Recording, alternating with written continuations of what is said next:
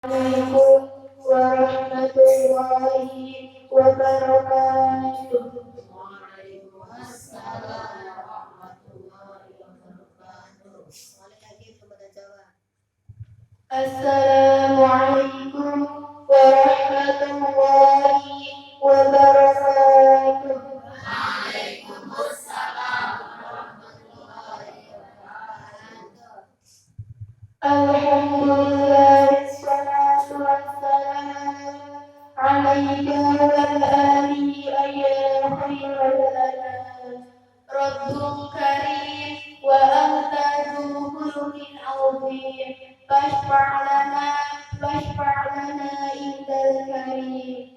Ya ayyuhal qudus salamullah alaika rabbi bi'idhnillah. وانظر إلي سيدي بنظر موسعتي لحضرة العلية أما بعد. Husnudzon adalah berbaik sangka atau prasangka baik kepada Allah wa Rasulih sallallahu alaihi wasallam, kepada orang lain dan umumnya kepada sesama makhluk. Terhadap Allah wa Rasulih sallallahu alaihi wasallam seharusnya bukan hanya husnudzon melainkan harus husnul yakin. Husnudzon atau husnul yakin itu menjadi kuncinya berbagai gudang hikmah, merupakan tangkainya bermacam-macam faedah dan menjadi sumber dari bermacam-macam manfaat dan maslahat. Sebaliknya, berprasangka buruk atau suudzon menjadi sumber dari bermacam-macam fitnah, menjadi lubang atau jeglongannya bermacam-macam mafsadat dan menjadi markatnya bermacam-macam pertengkaran dan permusuhan, serta merupakan gempa menggoncang kekompakan dan persatuan. Maka dari itu kita harus selalu husnudzon kepada siapa saja, sekalipun bagaimana keadaannya. Hanya terhadap musuh atau orang mencurigakan kita harus curiga dan waspada. Kalau perlu harus suudzon terutama kepada nafsu kita sendiri. Bukankah nafsu adalah musuh setiap insan? Sebagaimana sabda Rasulullah sallallahu alaihi wasallam, "A'da aduwika nafsuka allati baina janbayka." Sejahat-jahat musuhmu adalah nafsumu yang berada pada dirimu. Riwayat Baihaqi dari Ibnu Abbas.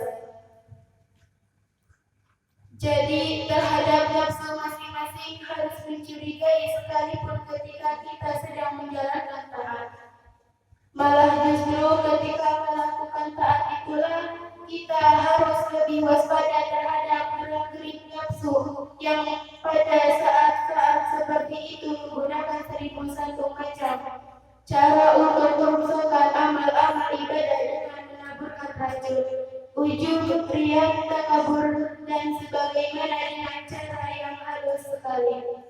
Orang yang belum sadar billah pasti terkena oleh tipu daya nafsu dan minum racun, ujub, riya, dan sebagainya itu, tetapi tidak merasa bahwa yang diminum itu racun yang mematikan. Ada suatu hikayat Syekh Junaid al-Baghdadi radhiyallahu anhu, seorang waliullah yang terkenal, pada suatu hari melihat seorang laki-laki masih muda dan masih kuat badannya meminta-minta di muka suatu masjid. Dalam hati Syekh Junaid timbul suatu angan-angan. Sayang orang itu masih muda dan masih kuat badannya, kok pekerjaan yang mengemis. Seandainya ia mau bekerja, tentu ia menjadi terhormat. Pada malam harinya Syekh Junaid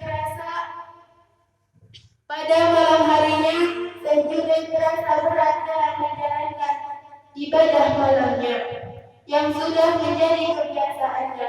Akhirnya tertidur dan di dalam tidurnya itu beliau bermimpi didatangi beberapa orang yang membawa bungkusan dan menyerahkan bungkusan tersebut kepada Sayyidina sambil berkata, makanlah daging mentah saudaramu yang kamu berprasangka buruk dalam hatimu siang tadi. Setelah dibuka, ternyata isi bungkusan tersebut adalah gumpalan daging busuk manusia. Sayyidina terkejut dan terbangun. Pagi harinya beliau mencari pengemis dan yang melihatnya kemarin di depan masjid. Setelah bertemu, beliau minta maaf. Begitulah akibatnya suudzon atau berprasangka buruk dalam hati. Maka dari itu kita harus membiasakan hati kita untuk selalu berhusnudzon kepada siapapun juga.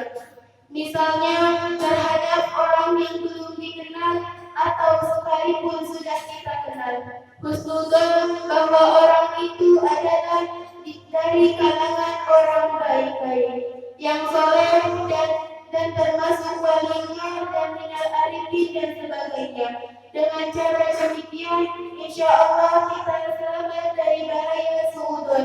Insya Allah kita billah dan Rasul kita memancar dengan baik.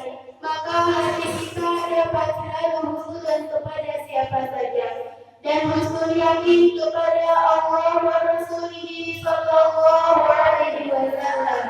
Disabdakan di dalam hadis qudsi, anna inda dhanni abdi in khairan fa khairun wa in syarran fa syarrun.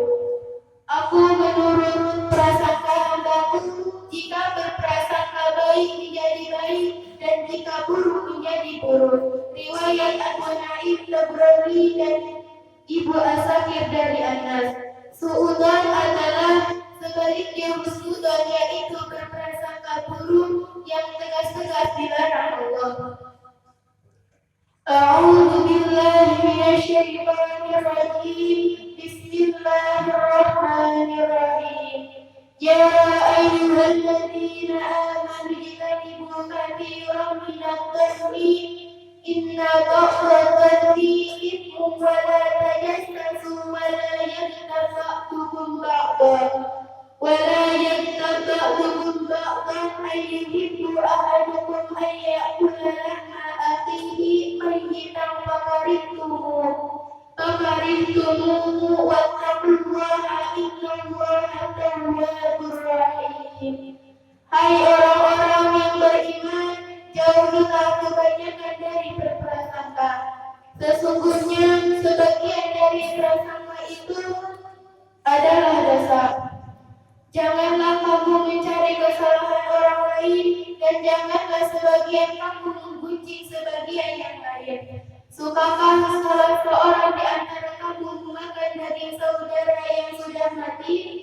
Maka tentulah kamu merasa jijik kepadanya dan bertakwalah kepada Allah. Sesungguhnya Allah Maha Penerima Taubat lagi Maha Penyayang. Surat Al-Hujurat ayat 12. Kebenaran ayat tersebut dialami oleh Sayyidina seperti di atas. Orang yang bersuudzon otomatis suka kepada Allah, tidak sadar atas kudrat dan iradat Allah. Kullu min indillah, katakanlah segala-galanya itu dari Allah. Surat An-Nisa ayat 78. Likulli syai'in hikmatun wa likulli syai'in fitnatun. Segala sesuatu itu ada hikmahnya dan ada fitnahnya. Kita harus mengambil hikmahnya, maka harus selalu husnudzon. Jika kedahuluan suudzon, kita tidak bisa mengambil hikmahnya. Yang muncul adalah fitnah dan mafsadahnya. Hikmahnya tertutup, tidak nampak kepada kita akibat suudzon. Yang dimaksud hikmah yaitu mana-mana yang mendatangkan kebaikan dan menjadi sebabnya semakin dekat kepada Allah wa Rasulih sallallahu alaihi wasallam. Hubungan husnudzon Imam Syafi'i radhiyallahu anhu berkata, Man ahabba an أن يهمل له بخير